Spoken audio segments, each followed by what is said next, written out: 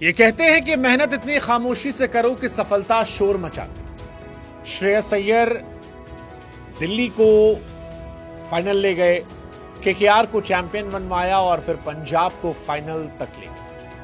और इन सब के बीच में भी अय्यर को लेकर उतनी बातें नहीं हुई। इंग्लैंड टेस्ट सीरीज के लिए अय्यर का सिलेक्शन नहीं हुआ।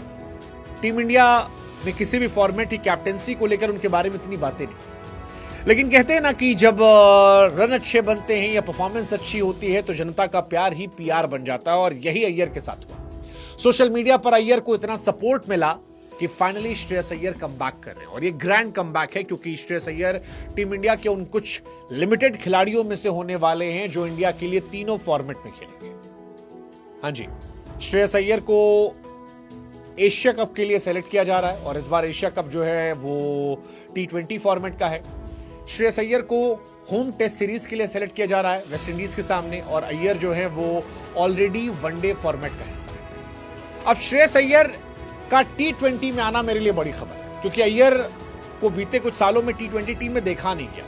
जब से खासतौर पर राइज ऑफ सूर्य कुमार यादव हुआ, श्रेयस अय्यर को T20 से बाहर दिखा दिया गया। हालांकि उनका कंपटीशन इतना आसान नहीं है, उनका कंपटीशन तिलक वर्मा से होगा, वही तिलक वर्मा जिन्होंने साउथ अफ्रीका के सामने शतक लगाए थे।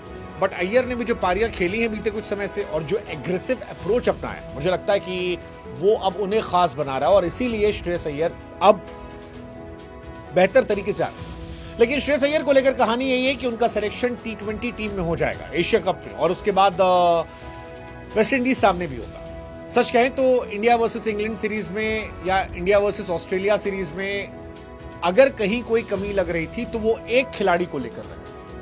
वो खिलाड़ी जो 3 नंबर पर खेलता या जिसे आप मिडिल ऑर्डर में 4-5 में खेल सकते, और वो जगह श्रेयस अय्यर की थी। चाहे करुण नायर या साई सुदर्शन, दोनों को आपने मौके दिए और इन दोनों को प्रायोरिटी आपने श्रेयस अय्यर के ऊपर दी थी। लेकिन इन दोनों खिलाड़ियों ने वो इंपैक्ट नहीं छोड़ा जिसकी एक्सपेक्टेशन हम सबको थी।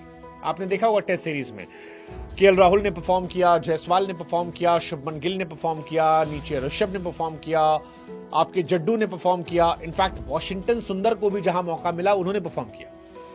लेकिन एक स्लॉट पर रन नहीं बन रहे थे और वही स्लॉट को लेकर सारे सवाल थे, और इसीलिए कहा जा रहा है कि श्रेयस अय्यर को अब जगह दी जा रही है। लॉन्गर फॉर्मेट के साथ साथ शॉर्टर फॉर्मेट में भी अय्यर को शामिल किया जा रहा है। खबर यही है कि मिडिल क्लास में श्रेयस अय्यर के क्लास और एक्सपीरियंस की जरूरत है, क्योंकि इस चीज की कमी एंडरसन इंग्लैंड दौरे पर कम रही थी, और सेलेक्टर्स को ये लग रहा था कि अय्यर स्पिन के कमाल के प्लेयर हैं, फास्ट बॉलिंग भी खेलते हैं। एक शॉर्ट पिच बाउंसर को लेकर उनका ऊपर डाउट था, बट आई थिंक आईपीएल में तो उन्होंने अच्छा किया था। अब यहां पर भी उनको मौके मिलने चाहिए।